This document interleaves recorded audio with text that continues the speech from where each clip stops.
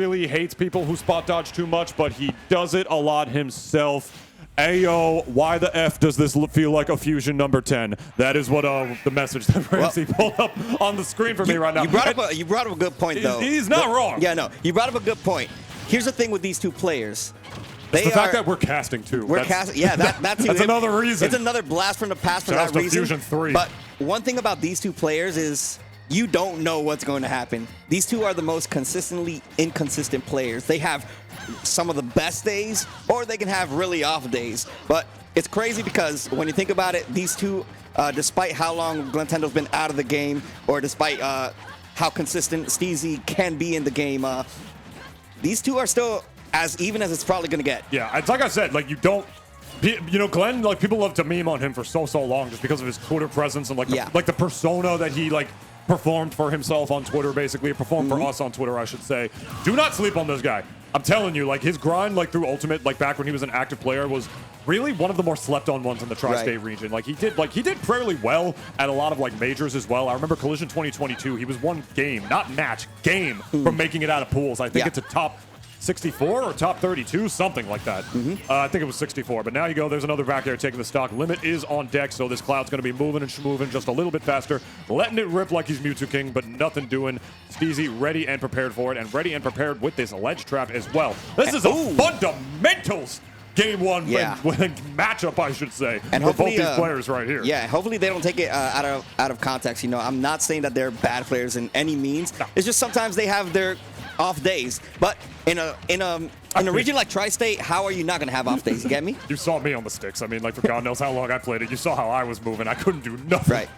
And here, theoretically speaking, they may be like, you know, the mid-level players of Tri-State, but put them in any other region, I promise you they're going to consistently make top 8s wherever they go. I can agree with that. Despite how long they've been inactive. And speaking of inactive, right now that's going to be a limit cross/slash used out of activity for now, but still, Glenn showing some signs of life, trying to get himself back in the game. If he can take this stock, you know, Cloud is known to just be able to take stocks with ease, but it seems like he's going to have to wait for the next.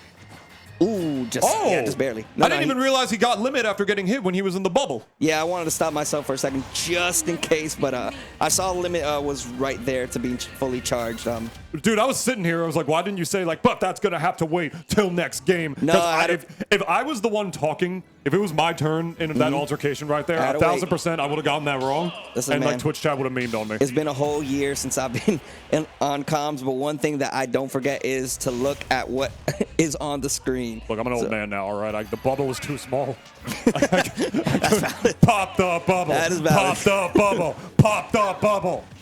Oh, one thing about popping the bubble is that Lucina has an actual tool that can pop the bubble. That's a big sword. Yeah, it's a really big sword.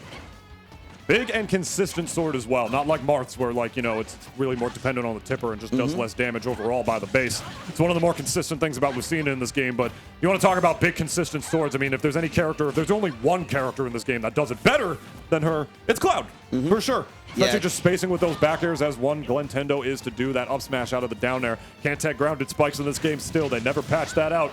Not going to be able to take the stock, but this edge guard, did it catch the jump? It did, but it's not going to matter. Those magnet hands off the up B. Tit for tat. That's the thing with Cloud too. He has a lot of good out of shield options. If he catches you slipping, trust me, he will use the tools to his advantage. Hopefully, Glentendo remembers up B out of shield is a consistent punish tool on these characters as well. But even then, the spacing. One thing about Steezy's Lucina that I don't know if he gets the credit that he deserves, but spacing.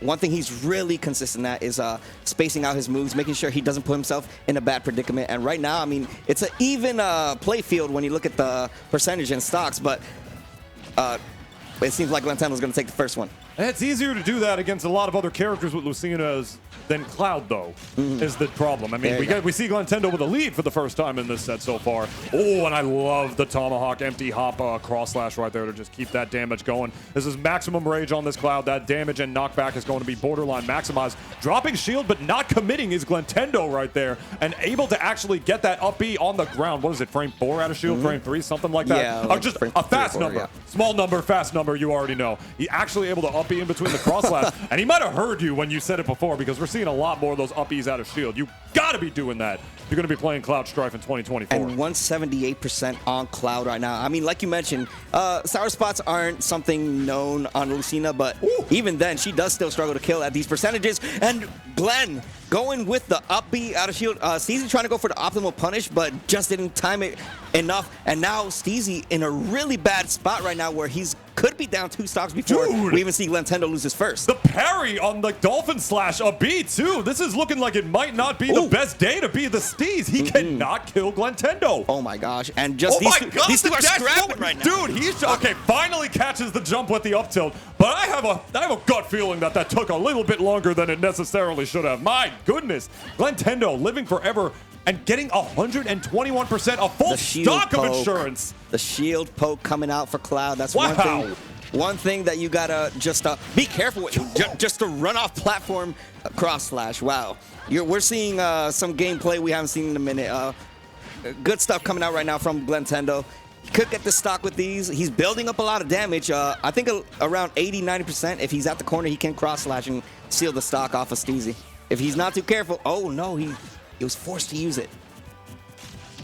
All right, that's another one. Can't exactly have a quick turnaround option to be able to stuff out Cloud's up B if you're facing the wrong direction against him in the beef like that, especially off a drop platform. You know what he's going to do. You know what button he's going to press. One of the tilting things about Cloud is that oftentimes you know what button he's going to press. Doesn't matter, though. All right, not going for it that time. He doesn't want to be too telegraphed. I like the fact that Glenn actually waited there and didn't do it by the ledge. Steezy was just holding shield, definitely anticipating it that time. All right.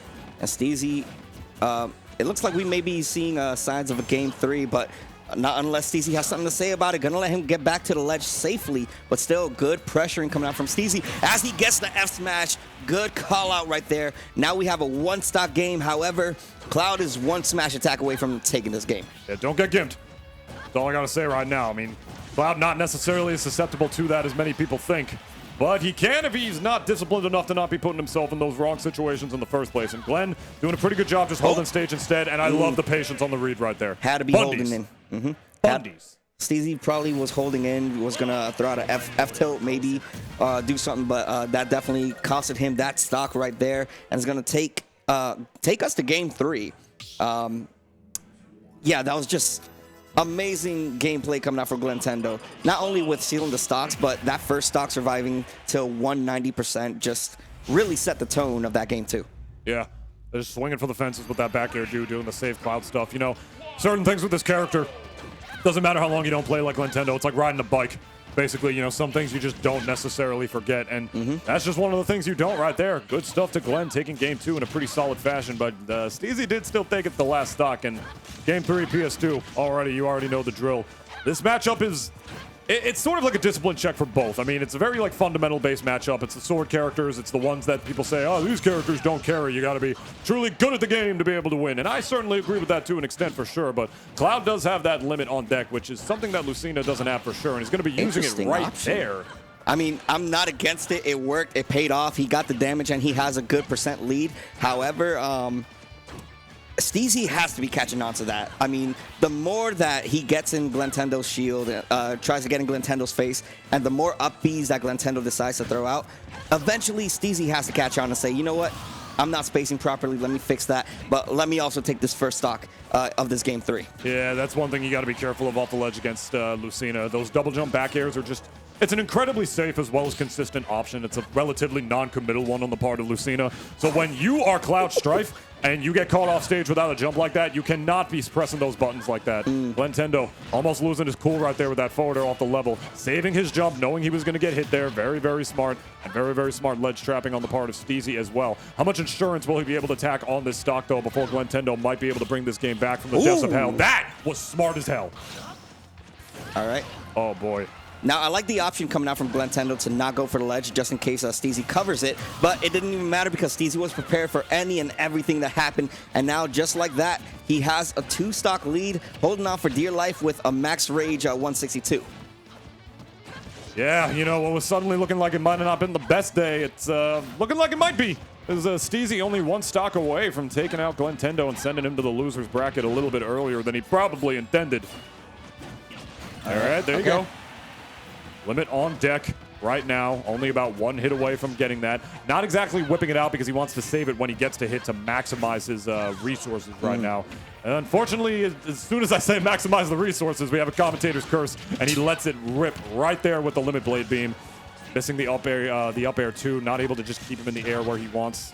Cloud is still a character that does really well with the comeback factor of things. Yeah. However, one thing that we're not really seeing much from Glentendo is combo game. We're seeing like a lot of 1-2s, maybe 3 hit combos every now and then, but he's not applying too much pressure. He's respecting Steezy a little too much, and with that limit, we haven't really been able to see much, and it doesn't seem like we're going to see anything else at all with the limit, as Steezy is able to run away with it. Game 3, 2-1. Yeah, like I said, it's a discipline check. Off the level, it can be pretty scary if you just get your stuff read in right.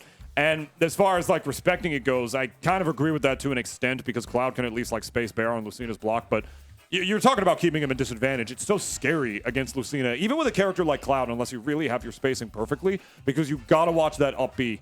Not only out of shield with Lucina, but oftentimes just in the air as well. You know, like you miss that up air even by just a little bit, and you not only might get hit yourself for it, you might either at the very best get put in disadvantage for it, or at the very worst die. As that up B famously not slapping the ledge, F-Tilt going to do it right there to win game number 1. You know, both these characters do really good against each other for a variety of reasons. And right there, I think Steezy just sort of knew his reasons better. F-tilting, you know, below ledge right there, knowing that Cloud's not going to be able to snap. Yeah. Catching those double jump reads off the level, knowing that if he takes that resource away from Cloud, his recovery is not the best when there's no limit on deck for that. As well as just knowing when and when not to up B, not only out of the air, but out of shield as well. Because as good of an option as that is on the other end of the spectrum for Cloud, it doesn't matter if you start doing it too much. It just becomes a little too linear. And I want to say that Glenn did a good job at being disciplined with it, but not enough for the Steez. Nah. Not enough for the Steez.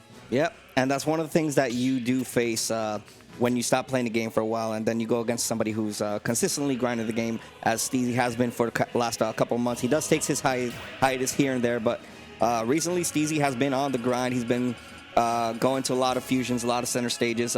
Whenever there's an active bracket with decent to good competition, you know Steezy's going to always make his presence known. And just like that, he does punch his ticket into the next round with, like I mentioned before, a heavily stacked fusion with the likes of Leon, Jackal, Mateo, Gons, Rivers, Delta Force, just to name a few. I mean, is like probably half the PR in this bracket today. I feel like I'm in the retirement home.